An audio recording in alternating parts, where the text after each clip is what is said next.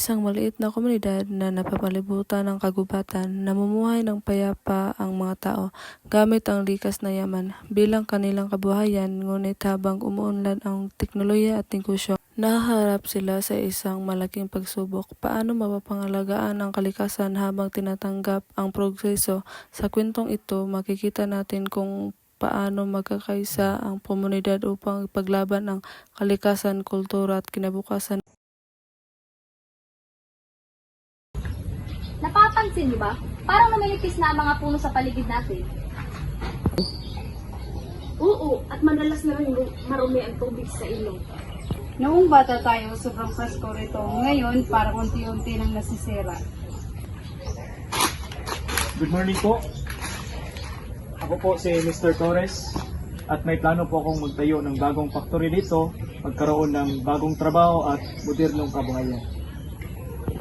Factory? Ibig sabihin, maraming puno ang puputulin. Kaunti lang naman, para ito sa development ng komunidad. Pero bahagi ng aming kultura ang pagprotekta sa kalikasan. May sinusunod kami indigenous customary law tungkol sa tamang paggamit ng likas na yaman. Hindi ko naman gustong sirain ang lugar. Gusto ko lamang makatulong sa ekonomiya. Pero paano naman kami umaasa sa kagubatan para sa pagkain at hanap buhay? Kapag nasira ang kalikasan, kaming lahat din ang magdurusa. Sa aming tradisyon, hindi pwedeng basta magdesisyon ng isang tao lang. Dapat pinag-uusapan ito ng buong komunidad. Tama sila. Bilang isang government officer, mahalaga pakinggan ang judging of community bago magsimula ang anumang proyekto. Ang customary law nila ay tungkol sa pagrespeto sa kalikasan at paggamit ng responsableng resources. Pero kailangan din natin ng teknolohiya at progreso. Hindi namin tinatanggihan ang technology. Ang gusto namin ay development na hindi nakakasira ng environment. So ano ang gusto ninyong mangyari? Pwede naman gumamit ng eco-friendly technology. Tanim ng bagong puno kapalit ng mga mapuputol. Dapat may limitasyon din sa paggamit ng lupa at resources. Pwede rin magkaroon ng kasunduan sa pagitan ng kumpanya at komunidad para protektahan ang kalikasan. Mas maganda kung lahat ay may boses sa desisyon. Ngayon ko lang talaga naintindihan kung gaano kahalaga ang customary laws ninyo. Pumapayag ako sa inyong kondisyon. Nakikipagtulungan kami sa komunidad at gagamit kami ng sustainable methods. Salamat. Mas maganda ang pagproseso kapag may respeto sa kultura at kalikasan.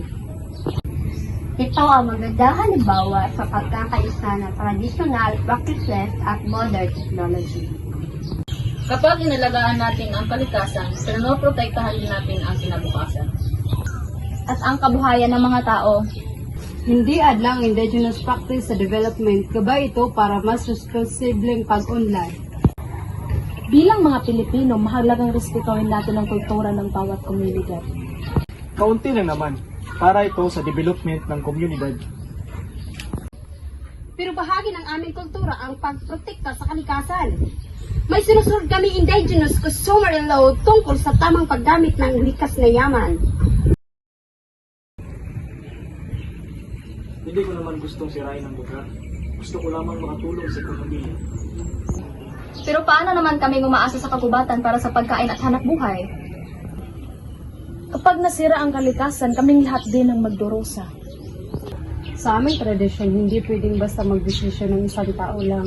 Dapat pinag-uusapan ito ng buong komunidad. Tama sila. Bilang isang government officer, mahalaga pakinggan ang judging of community bago magsimula ang anumang proyekto. Ang customary law nila ay tungkol sa pagrespeto sa kalikasan at paggamit ng responsableng resources. Pero kailangan din natin ng teknolohiya at progreso. Hindi namin tinatanggihan ang technology. Ang gusto namin ay development na hindi nakakasira ng environment. So ano ang gusto ninyong mangyari? Pwede naman gumamit ng eco-friendly technology. Tanim ng bagong puno kapalit ng mga mapuputol. Dapat may limitasyon din sa paggamit ng lupa at resources. Pwede rin magkaroon ng kasunduan sa pagitan ng kumpanya at komunidad para protektahan ang kalikasan. Mas maganda kung lahat ay may boses sa desisyon. Ngayon ko lang talaga naintindihan kung gaano kahalaga ang customary laws ninyo. Pumapayag ako sa inyong kondisyon. Nakikipagtulungan kami sa komunidad at gagamit kami ng sustainable methods. Salamat. Mas maganda ang pagproseso kapag may respeto sa kultura at kalikasan. Ito ang magandang halimbawa sa pagkakaisa ng traditional practices at modern technology. Kapag inalagaan natin ang kalikasan, pinoprotektahan din natin ang kinabukasan. At ang kabuhayan ng mga tao. Hindi adlang indigenous practice sa development, gabay ito para mas responsibleng pag-unlad. Bilang mga Pilipino, mahalagang respetuhin natin ang kultura ng bawat komunidad. Sa huli, napatunayan ng komunidad na mas magiging matagumpay ang pag-unlad kung may pagkakaisa, respeto at malasakit sa kalikasan. Ang indigenous customary laws, modernong teknolohiya at pagtutulungan ng bawat isa ay nagsilbing gabay tungo sa mas responsableng kinabukasan. Tunay ngang ang pagprotekta sa kalikasan ay nagprotekta rin sa buhay at kabuhayan ng susunod na henerasyon.